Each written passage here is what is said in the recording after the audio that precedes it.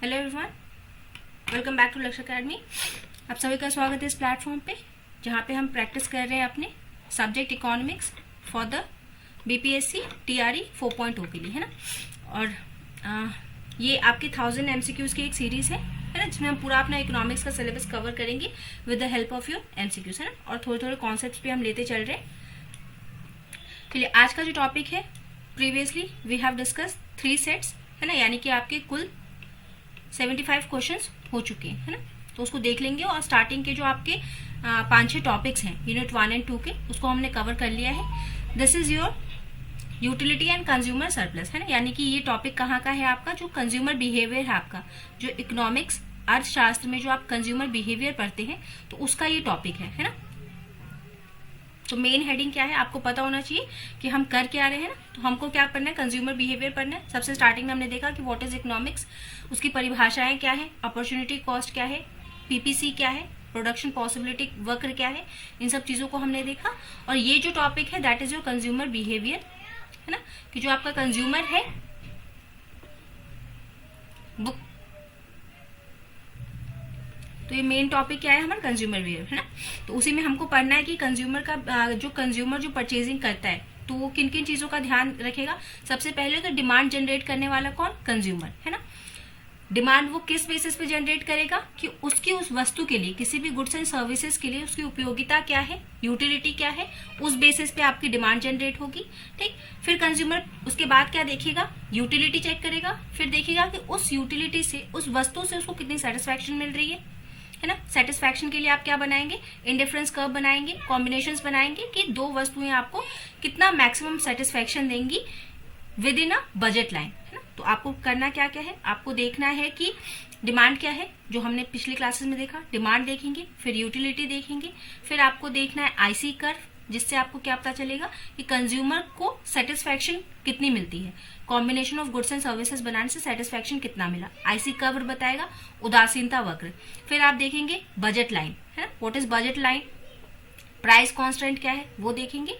और फिर उसके बाद इन सभी चीजों को देखने के बाद कि उसकी डिमांड क्या है, यूटिलिटी क्या है, उसको कितना सेटिस्फैक्शन मिल रहा है, उसके बजट में आ रहा है या नहीं, है ना, देन कंज्यूमर अपना वहां पे क्या है, कंज्यूमर फाइनल डिसीजन लेगा। और फिर ये सारी चीजें आपके कंज्यूमर बिहेवियर को डिसाइड करती हैं। ठीक, तो कंज्यूमर यूटिलिटी क्या है, कितने प्रकार का होता है, और कंज्यूमर सरप्लस क्या है, ये 2 टॉपिक आपके मेंशन किए हुए, बट इसके बैकग्राउंड में आपको ये सारी चीजें पढ़नी है ना। तो उसको देखते हुए आज का एमसीक्यू स्टार्ट करेंगे हम। तो देखिए, जो भी स्टूडेंट फर्स्ट टाइम इस प्लेटफॉर्म पे आए हैं, दैट इज योर लक्ष्य अकेडमी। तो लक्ष्य अकेडमी का आपका ऐप है, प्लेटफॉर्म चैनल है, ये आपका टेलीग्राम पे एक प्लेटफॉर्म है, वहां से आप कनेक्ट हो जाएंगे, ऐप से कनेक्ट हो जाएंगे, है ना।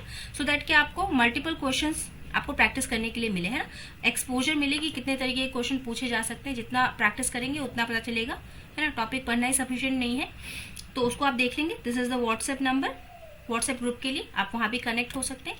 अगर किसी स्टूडेंट को बैचेस खरीदने हैं, पेड बैचेस खरीदने, पूरा सिलेबस कंप्लीट करना है ना, बिकॉज यहाँ पे हम सारा सिलेबस तो कवर नहीं कर सकते, बट हम प्रैक्टिस कर रहे हैं यहाँ पे, है ना।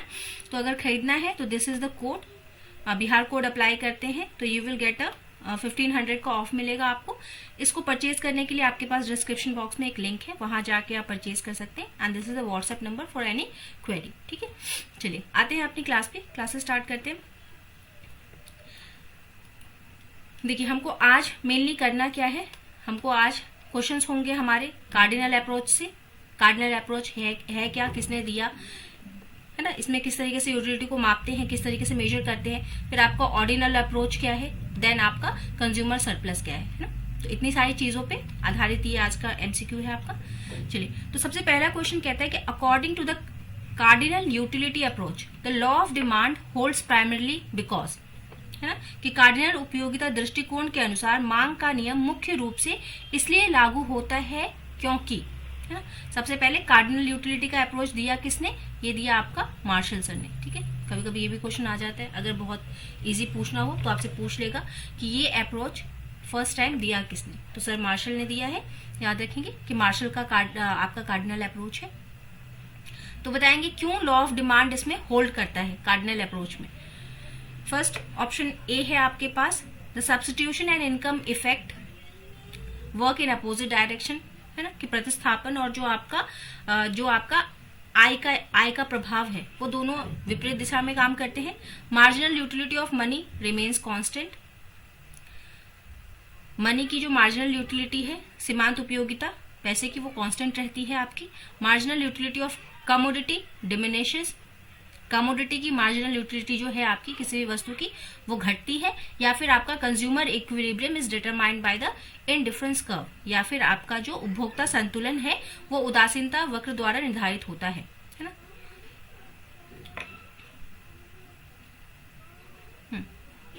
The answer is your C, कि जो आपका मार्जिनल यूटिलिटी ऑफ कमोडिटी है वो डिमिनिश करती है ना, यानी कि लॉ ऑफ डिमिनिशिंग यूटिलिटी आपका लगता है कार्डिनल अप्रोच में, इसीलिए यहाँ पे आपका लॉ ऑफ डिमांड होल्ड करता है ना। लॉ ऑफ डिमांड क्या है, डाउनवर्ड स्लोपिंग है ना, तो यहाँ पे आपका मार्जिनल यूटिलिटी जो है डिमिनिश करती है, that's why it is sloping downwards, और यही आपका लगता है कार्डिनल अप्रोच में। चलिए क्वेश्चंस को थोड़ा स्पीड के साथ करेंगे। चलिए नेक्स्ट क्वेश्चन नंबर 2 कहता है कि which assumption is essential for measuring the consumer surplus under the cardinal approach. ठीक है,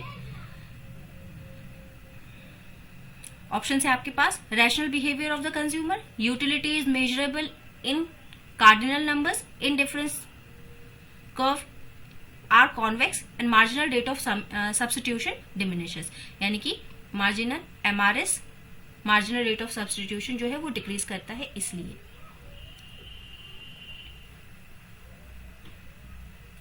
देखिए इसके लिए आपको एक इस टर्म का पता होना जरूरी है कि कंज्यूमर सरप्लस हम कहते हैं किसके हैं, किसको है। कंज्यूमर सरप्लस क्या है आपका,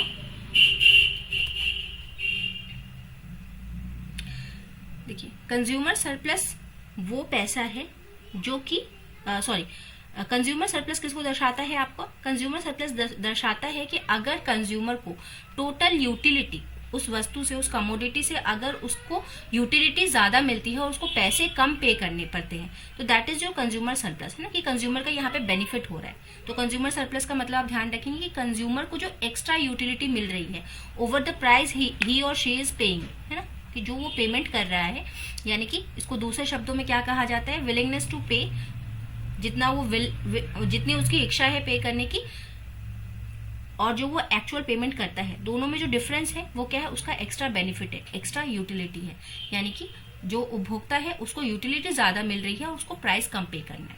ठीक, तो इसी को हम कंज्यूमर सरप्लस कहते हैं। तो आपको बताने की which assumption is essential for measuring the consumer surplus under the cardinal approach. Base the correct answer कि utility is measurable in cardinal number, है ना। ये कंज्यूमर सरप्लस का ये कॉन्सेप्ट कहां से आता है, कार्डिनल नंबर्स। कार्डिनल ऑर्डिनल क्या है आपका, सारे स्टूडेंट्स को क्लियर होगा, बट स्टिल एक बार हम बता दें जो नॉन इकोनॉमिक बैकग्राउंड के हैं, है ना।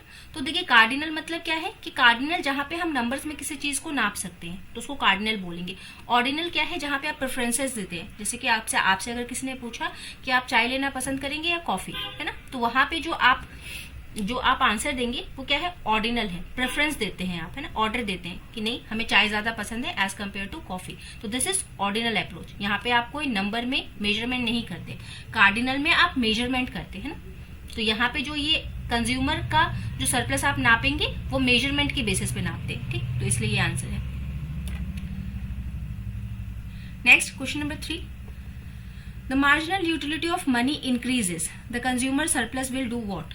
अगर आपका मनी का मार्जिनल यूटिलिटी जो है वो अगर इंक्रीज करता है तो कंज्यूमर सरप्लस का क्या होगा, घटेगा, बढ़ेगा, it will be over estimated, ज्यादा आंका जाएगा, कम आंका जाएगा, स्थिर रहेगा या शून्य हो जाएगा।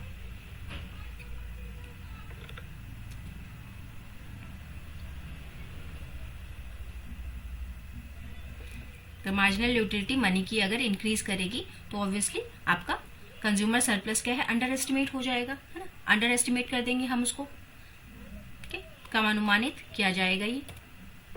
चलिए question number 4, which of the following situation violets the law of demand under the cardinal utility theory. ये तो किसी का गलत नहीं होना चाहिए। वायलेशन, जहां भी violation of law of demand आता है ना, पिछली क्लासेस में हम कर चुके हैं, तो ये क्या है, rise in the prices of given good. Rise in the prices of given goods क्या करता है आपका, वॉयलेट करता है आपके लॉ ऑफ डिमांड को, है ना। अब ये सब सिर्फ कंफ्यूज करने के तरीके हैं कि उसके आगे कार्डिनल अप्रोच लगा दिया तो क्या होगा, जो गिवन गुड्स है वो वही काम करेगा जो वो बिना कार्डिनल के करता है, तो भी वही उसका सिद्धांत है कि वो वॉयलेट ही करेगा। गिवन गुड मतलब वो लॉ ऑफ डिमांड को वॉयलेट ही करेगा, है ना, उसके आगे पीछे कुछ भी लगाने से कुछ चेंज नहीं होना है। चलिए नेक्स्ट आप बताएंगे, under the Marshall approach consumer equilibrium occurs when. अगर मार्शल अप्रोच की बात करें तो मार्शल अप्रोच, देखिए आप यहाँ पे कार्डिनल नहीं लिख करके आपको क्या लिख के दे रहा है, मार्शल अप्रोच, है ना। तो मार्शल अप्रोच जैसे ही बोलते हैं वैसे ही हम क्या समझेंगे कि यहाँ पे कार्डिनल की बात हो रही है, ठीक।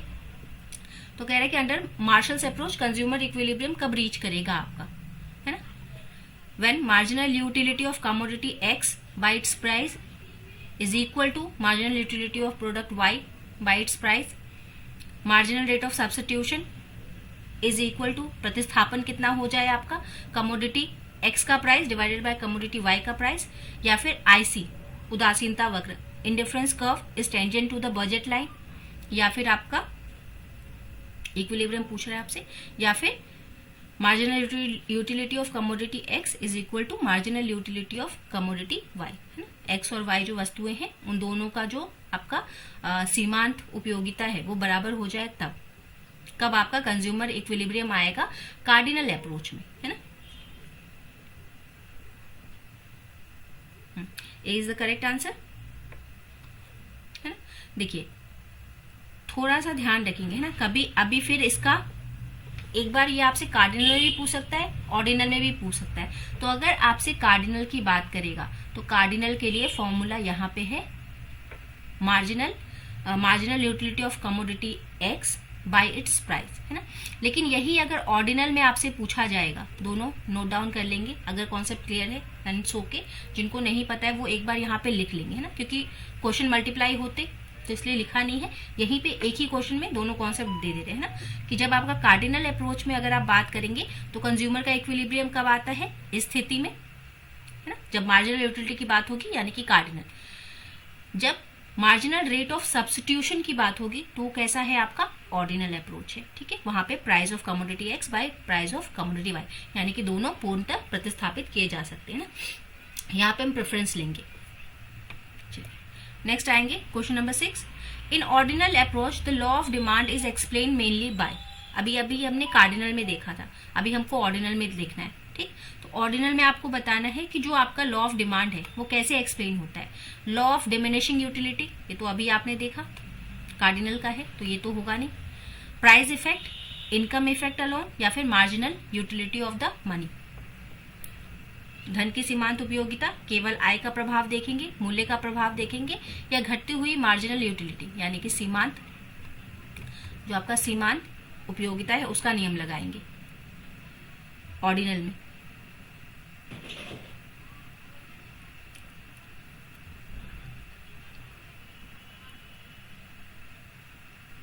ये क्या है आपका, प्राइस इफेक्ट, ठीक है। प्राइस इफेक्ट किसके बराबर है आपका, सब्स्टिट्यूशन प्लस इनकम इफेक्ट के, ठीक है। Substitution effect plus income effect, मूल्य प्रभाव। ऑर्डिनल में हम मूल्य प्रभाव किसको हम प्राथमिकता देंगे, तो मूल्य का प्रभाव आएगा कि हम इसको सब्स्टिट्यूट कर सकते हैं या नहीं कर सकते, और इनकम, दोनों चीजें हम देखेंगे। यहाँ पे प्राइस इफेक्ट आएगा आपका, है ना। और यही चीज आपको क्या बताती है कि क्यों ये डाउनवर्ड स्लोपिंग है ना। हम कहते हैं ना कि प्राइस इंक्रीज किया तो उसका डिमांड घटा देंगे हम, तो यहाँ पे प्राइस इफेक्ट आपको देखने को मिलेगा, है ना। और प्रतिस्थापन प्लस इनकम भी देखेंगे हम यहाँ पे। चलिए next question number 7, which statement about the substitution effect is correct. ये हमेशा सकारात्मक रहेगा, हमेशा नकारात्मक रहेगा, ऑलवेज जीरो, हमेशा ये शून्य रहेगा, या फिर it depends on the income level, या फिर ये इनकम लेवल पे डिपेंड करेगा। सब्स्टिट्यूशन इफेक्ट हम कैसे दिखाते हैं,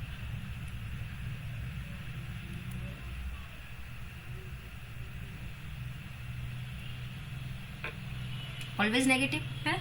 सब्स्टिट्यूशन इफेक्ट क्या दिखाता है, ऑलवेज कि सब्स्टिट्यूट आप करेंगे तो जैसे ही अगर एक चीज की प्राइस बढ़ेगी तो हम क्या करते हैं, उसको सब्स्टिट्यूट कर देते हैं दूसरी चीज से, है ना। जैसे हमारे पास दो विकल्प है ना, हमारे पास कॉफी और चाय का ऑप्शन है, तो क्या है हम क्या करेंगे कि अगर चाय पत्ती का दाम बढ़ा तो हम कॉफी पे स्विच कर जाएंगे, है ना। There is a substitution effect, तो हमेशा इसका नेगेटिव, ऑलवेज नेगेटिव रहेगा ये आपका।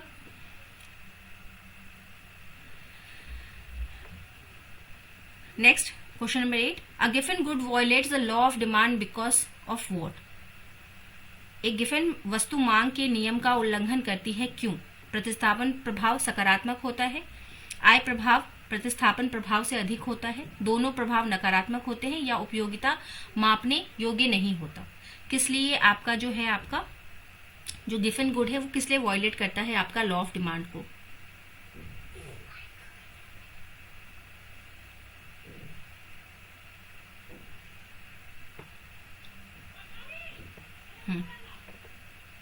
Option B is correct. The income effect outweighs the substitution effect, है ना। आय प्रभाव प्रतिस्थापन के प्रभाव से अधिक होता है, इसलिए गिवन क्या करता है आपका? वायलेट करता है लॉ ऑफ डिमांड को। विच assumption is not required in ordinal approach? अपने क्वेश्चंस की नंबरिंग भी करेंगे, है ना, कितने में से आपको कितना आ रहा है। अगर 25 क्वेश्चंस हैं तो कितने आप मार्क्स ले पा रहे हैं ना। हमारे लिए नहीं तो एटलीस्ट अपने लिए लिखेंगे, ताकि आपको पता चले कि टॉपिक कितना प्रिपेयर्ड है आपका, है ना। अगर आपका सभी सही हो रहा है तो टॉपिक प्रिपेयर्ड है ना। कोई खासा आपको इसमें मेहनत करने की जरूरत नहीं है, और नहीं तो फिर आपको जरूरत है ना। चलिए बताइएगा, which assumption is not required in the ordinal approach? Ordinal approach में हम कौन सा एजम्पशन नहीं लेते ना। जब आप टॉपिक पढ़ेंगे तो कार्डिनल अप्रोच पढ़े, कोई भी लॉ पढ़ते हैं तो उसके साथ साथ आपको उसके एजम्पशन भी पढ़ने हैं ना, उसका लिमिटेशंस क्या है, एजम्पशन क्या लिए गए हैं, डायग्राम क्या है ना। तो ये सारी चीजें आपको कवर करते हुए चलना है। प्राथमिकताओं की transitivity of preferences, utility is measurable, convex indifference curves, rational behaviour, नहीं है एजम्पशन ऑर्डिनल अप्रोच का ना। 5-6 एजम्पशंस हैं आपके।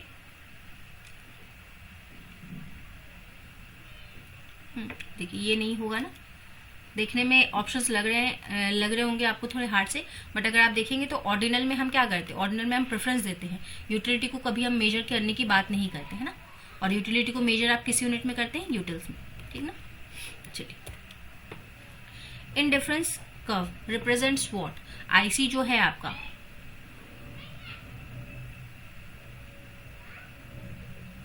ये कुछ गलत आ गया है, बजट रेखा कुछ और है ना, इस पे ध्यान नहीं दीजिएगा। आईसी का बताइएगा।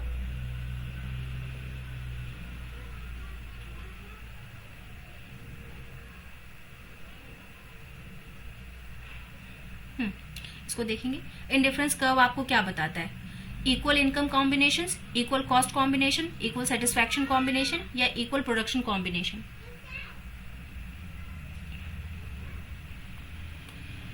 इक्वल सेटिस्फैक्शन कॉम्बिनेशन है ना। आईसी से हम क्या पता करते हैं? अभी स्टार्टिंग में हमने कहा कि आईसी हमको क्या बताएगा कि वो सारी कॉम्बिनेशंस बताएगा जिससे हमको मैक्सिमम सेटिस्फैक्शन मिल रहा है ना। इधर कमोडिटी एक्स, इधर कमोडिटी वाई, इन दोनों का कॉम्बिनेशन बताएगा जो कि हमको मैक्सिमम सेटिस्फैक्शन देगा। इसी में आपका बजट लाइन आ जाता है ना, जहां पे ये दोनों कट करते हैं, टेंजेंट रहता है, वहां पे कंज्यूमर क्या करता है, डिसाइड करता है परचेजिंग की, है ना।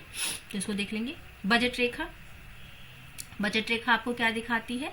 अधिकतम संतुष्टि, उत्पादन क्षमता, समान उपयोगिता वाले।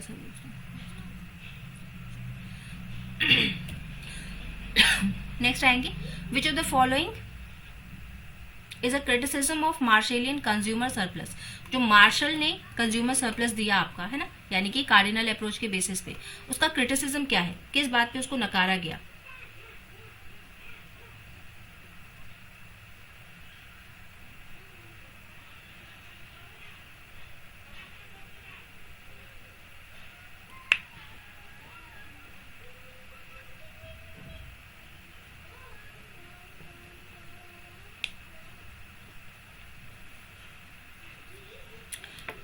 एज्यूम्स रैशनल कंज्यूमर, ये रैशनल कंज्यूमर्स की बात करते हैं इसलिए नकार दिया गया।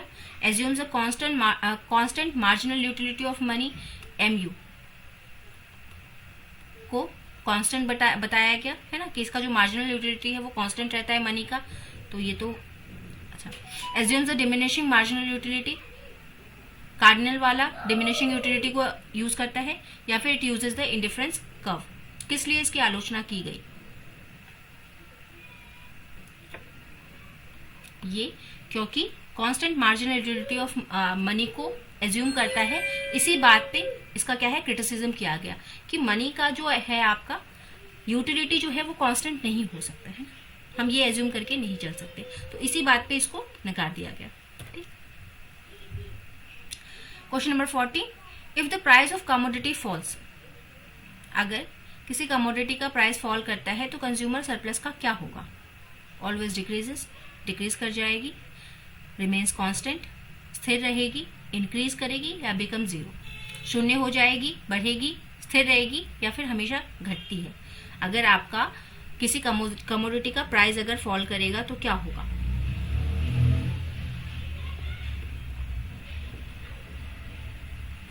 इंक्रीज करेगा, ऑब्वियस सी बात है। अभी हमने कहा कि कंज्यूमर सरप्लस क्या है, बेनिफिट है ना, यानी कि उसको जो टोटल यूटिलिटी मिल रही है, कुल उपयोगिता जो उसको उस वस्तु की मिल रही है वो ज्यादा हो और आपका क्या है, उसको प्राइस कम पे करना पड़े, है ना, पेमेंट उसको कम करना पड़े।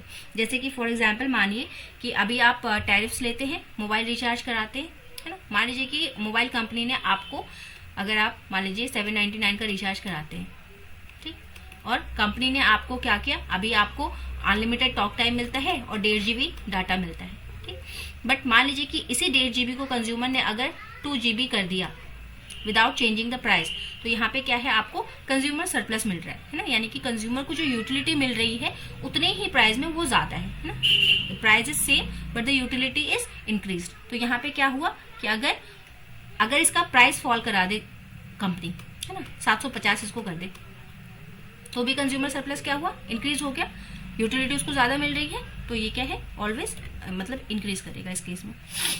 नेक्स्ट आएंगे question number 50, which condition must hold for Marshallian and Hicksian. ये हिक्सियन क्या है, हिक्स का कौन सा है, ऑर्डिनल, है ना, ऑर्डिनल किसने दिया, ऑर्डिनल अप्रोच किनका है, हिक्स का, एंड कार्डिनल की तो हम बात कर चुके, ये मार्शल सर का, ठीक है। Which condition must hold for the Marshallian and Hicksian measure of consumer surplus to be approximately equal. किस बात पे दोनों का जो कंज्यूमर सरप्लस है वो इक्वल कर जाता है ना, बताएंगे। प्राइस इलास्टिसिटी इज हाई, अगर किसी वस्तु की जो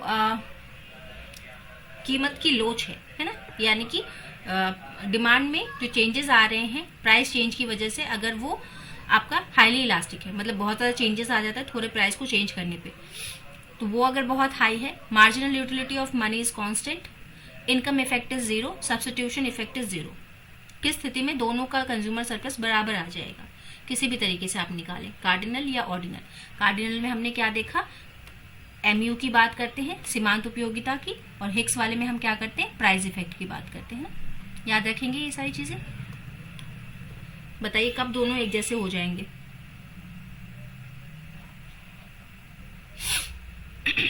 जब हमारा इनकम इफेक्ट जीरो हो जाए, है ना। दोनों स्थिति में अगर हमारा, क्योंकि दोनों में ही क्या है आपका इनकम इफेक्ट क्या है, दोनों प्रभावित करता है, तो अगर इनकम इफेक्ट ही हमारा जीरो हो जाए तो इसी वजह से एक आपका दोनों भिन्न कर रहे थे, तो अगर यही जीरो हो जाएगा तो ये दोनों एक दूसरे के बराबर आ जाएंगे, है ना।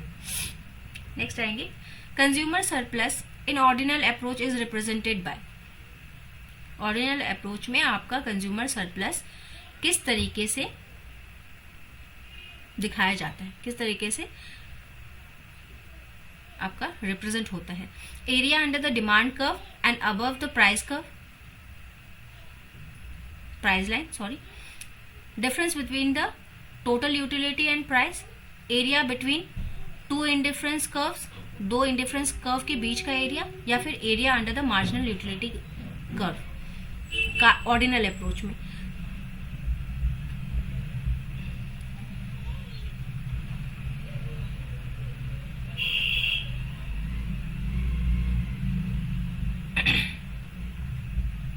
इंडिफरेंस कर्व का आप यूज करते हैं, तो area between the two indifference curve shows you the consumer surplus in ordinal, ठीक है। Next, consumer surplus is measured as, अभी हमने बताया, price actually paid minus price willing to pay, total utility minus marginal utility, willingness to pay minus actual expenditure, आप कितना चाहते हैं और आपने कितना खर्च किया, total utility minus total cost, बताएंगे।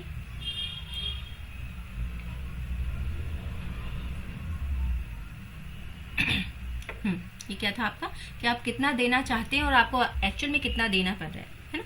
या फिर अगर यहीं पे अगर लिखा होता, मान लीजिए यहाँ पे total utility minus actual payment दिया होता तो भी हमारी ये वाला ऑप्शन भी हमारा सही हो जाता, लेकिन यहाँ पे सीमांत उपयोगिता दे दी है तो इसलिए हमारा ऑप्शन सी इज करेक्ट। ठीक है। Question number 80, according to the Hicks the consumer surplus is measured using what. Hicks यानी कि फिर क्या पूछ रहा है आपका ऑर्डिनल वाला।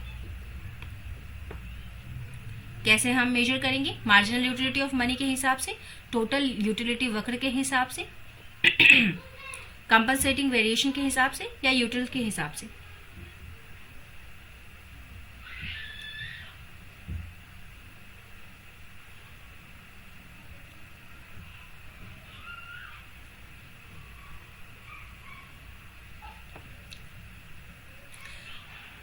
कंपनसेटिंग क्षतिपूर्ति विभिन्नता के हिसाब से हम क्या करते हैं, यहाँ पे कंज्यूमर सरप्लस को यहाँ पे मेजर करते हैं। ठीक, यहाँ पे कंपनसेटिंग का क्या तात्पर्य है? सब्स्टिट्यूशन है ना। अभी आपको एक क्वेश्चन में मैंने बताया होगा कि वहां पे कंज्यूमर इक्विलिब्रियम कैसे डिसाइड होता है? एमआरएस से, है ना, मार्जिनल रेट ऑफ सब्स्टिट्यूशन से। तो कंपनसेट किसके लिए है ना, अगर हम सब्स्टिट्यूट कर रहे हैं, अगर टी को कॉफी से सब्स्टिट्यूट किया तो वहां पे क्या है, हमने कंपनसेट किया है ना। तो कंपनसेट वेरिएशन लगाते हैं हम ऑर्डिनल में, है ना। चलिए नेक्स्ट है असर्शन रीजन टाइप। कुछ क्वेश्चन है आपके, देख लेंगे, है ना। एक कथन है आपका और एक उसका कारण है। आपको बताना है क्या दोनों सही हैं, और अगर दोनों सही हैं तो क्या आपका कारण कथन की पुष्टि करता है, उसको एक्सप्लेन करता है क्या, या फिर दोनों ही गलत है, दोनों में से कोई एक सही है। ये इस तरीके से आपके 4 ऑप्शंस होते हैं। क्वेश्चन नंबर 90, असर्शन कहता है कि the law of demand is based on the law of diminishing marginal utility. क्या ऐसा है? As consumption of commodity increases, the total utility increases at a decreasing rate. क्या दोनों बातें सही हैं? टोटल यूटिलिटी की बात कर रहे हैं, क्या दोनों बातें सही हैं? और आर आपका ए को एक्सप्लेन करता है क्या?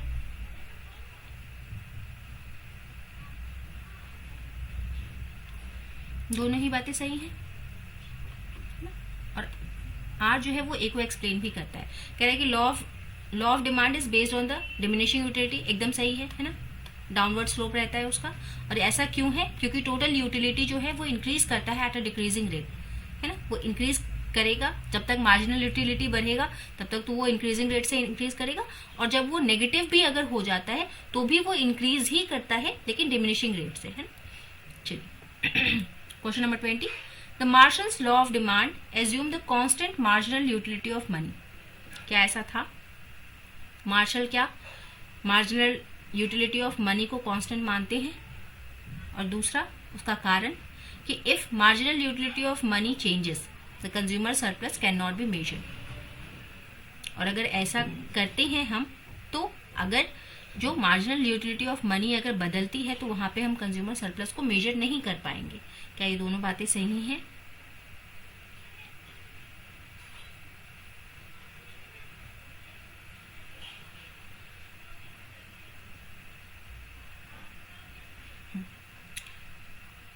जो लोग भी बी आंसर दे रहे हैं दे आर करेक्ट। देखिए बातें तो दोनों ही सही हैं। मार्शल ने मार्जिनल यूटिलिटी ऑफ मनी को कंसिडर नहीं किया था, उन्होंने कहा था कि वो कांस्टेंट रहता है ना। वो कहते हैं कि marginal utility of money is always constant. ठीक, तो अगर ये कांस्टेंट है तो प्राइस मनी अगर चेंज होता है, मनी की यूटिलिटी अगर चेंज होती है, तब तो आप कंज्यूमर सरप्लस को माप ही नहीं पाएंगे वहां पे, है ना। बातें तो दोनों सही हैं, लेकिन यहाँ पे आपसे डिमांड लॉ ऑफ डिमांड की बात कर रहा है और यहाँ पे आपसे दूसरे में कंज्यूमर सरप्लस की बात कर रहा है। तो दोनों बातें अपनी अपनी जगह सही है, but R is not the explanation of A. उसको एक्सप्लेन नहीं कर रहा है ना। अगर उसको एक्सप्लेन करता तो यहाँ पे कंज्यूमर सरप्लस नहीं, वो डिमांड से रिलेटेड कुछ बात बताता। ठीक है,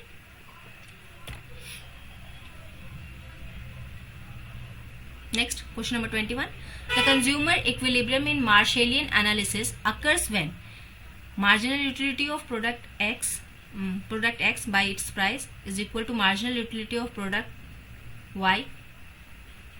The consumer maximizes total utility by equalizing the marginal utilities of all the goods. क्या दोनों बातें सही हैं? मार्शल के विश्लेषण में उपभोक्ता संतुलन तब होता है जब this is equal to this एक उपभोक्ता सभी वस्तुओं की सीमांत उपयोगिता को बराबर करके कुल उपयोगिता को अधिकतम कर सकता है। क्या दोनों बातें सही हैं?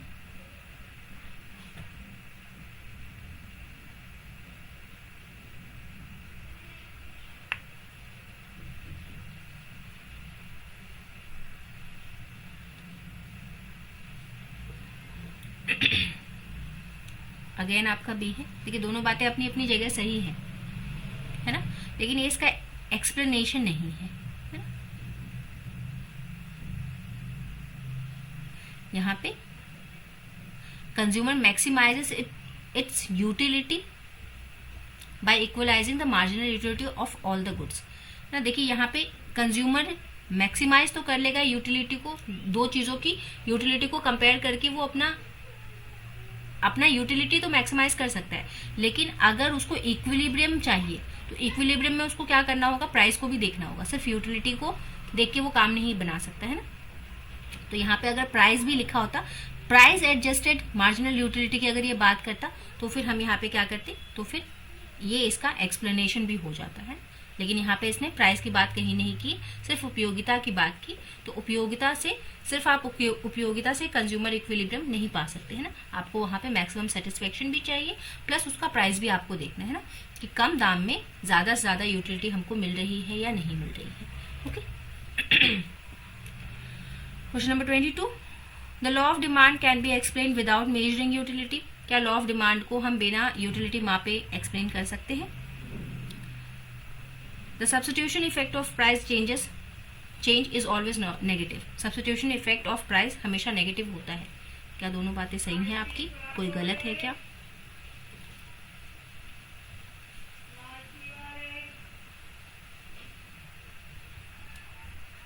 दोनों ही बातें हमारी सही हैं और ये इसको एक्सप्लेन भी करता है। नेक्स्ट आएंगे आप, कह रहे एक गिवन वस्तु मांग के नियम का उल्लंघन करती है। सही बात है। कीमत में बदलाव का आय प्रभाव प्रतिस्थापन प्रभाव पर हावी होता है। Income effect of price change dominates the substitution effect ना। ये तो अभी हमने किया पीछे, दोनों ही बातें सही हैं है? पहला वाला भी सही है। और ये ऐसा क्यों होता है? क्योंकि जो income effect of price change है वो डोमिनेट कर देता है सब्स्टिट्यूशन इफेक्ट को, है ना। यानी कि इनकम वाला फैक्टर आपका हावी हो जाता है प्रतिस्थापन पे, तो इसीलिए आपका गिवन जो है वो वायलेट कर देता है लॉ ऑफ डिमांड को। Next, second last question of the day 24, the substitution effect is always negative. Substitution effect हमेशा नकारात्मक रहता है आपका। When price of good fall the real income of the consumer increases. जब किसी वस्तु का दाम गिरता है तो उसका कंज्यूमर का रियल इनकम जो है वो इंक्रीज हो जाता है। क्या ये बात सही है?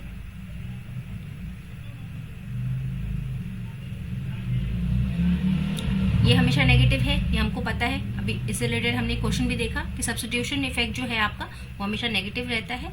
और जब भी किसी वस्तु का दाम गिरेगा ना, तो दाम गिरने का मतलब क्या है कि अगर पहले आप 5 रुपए में कोई चीज लेके आ रहे थे और आपकी इनकम थी 25 रुपए, है, और अब क्या है, उसी वस्तु का दाम हो गया है 3 रुपए और आपकी इनकम अभी भी 25 रुपए है, तो देखा जाए तो आपका यहाँ पे खर्चा, मतलब आपके पास रिमेनिंग इनकम जो बची वो 20 बची, और इस केस में आपके पास क्या है 22 बची। तो यहाँ पे क्या दिखा रहा है ये कि आपकी इनकम क्या है, इंक्रीज कर गई है, कि अगर किसी गुड्स के प्राइस में फॉल होता है तो it will increase the income of consumer, है ना। तो वो इनडायरेक्टली आपके कंज्यूमर के रियल इनकम को इंक्रीज कर देगा, है ना, because you have to spend less.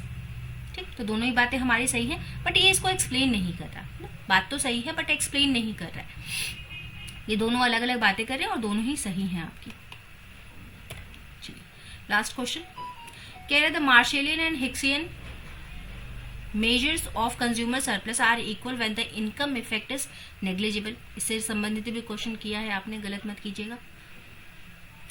In such a case the price effect equal substitution effect. इन दोनों केसेस में ऐसा इसलिए होता है, दोनों इसलिए बराबर होते हैं आपके, क्योंकि प्राइस इफेक्ट जो है वो इक्वल हो जाता है सब्स्टिट्यूशन इफेक्ट के। प्राइस इफेक्ट और सब्स्टिट्यूशन इफेक्ट दोनों एक दूसरे के बराबर हो जाते हैं, इसीलिए ऐसा हो पाता है ना।